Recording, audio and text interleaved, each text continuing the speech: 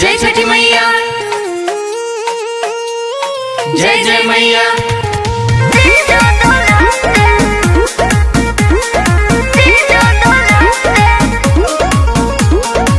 अशोक के हरक साली कहाँ दिया 6 दिन के छुट्टी बाटे बोला कहाँ। अरे साली जी बोला हो। अशोक के हरक साली कहाँ दिया 6 दिन के छुट्टी बाटे बोला कहाँ। तोहरा सिस्टर के काबा बिचारे ए जीजू सुनी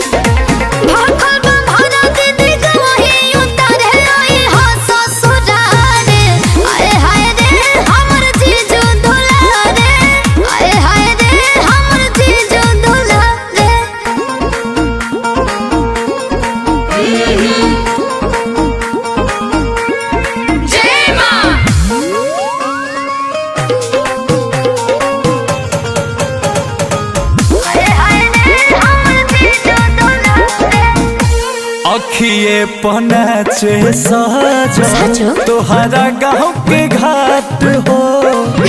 पियर पियर पेन्ही के दिया चलल जाई घाट हो। सही बोल रहे हैं जीजू। हो खेला नई हर में छठ बड़ा शुभ हो। आदि का गोसाइया बढ़ई है आगे खूब हो। भरब कोसी गंगा के किनारे भाखल भरा दीदी का वही उतारे आई हो ससुरारे। आए हाय रे हमर जीजा दुलारे। आए हाय रे हमर जीजा दुलारे। आए हाय रे हमर जीजा दुलारे।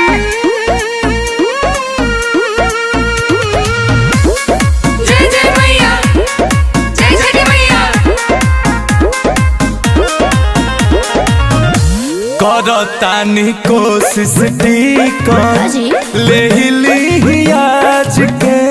याद से रेलिया के मिली ना तो ले ले हब जहाज के। अरे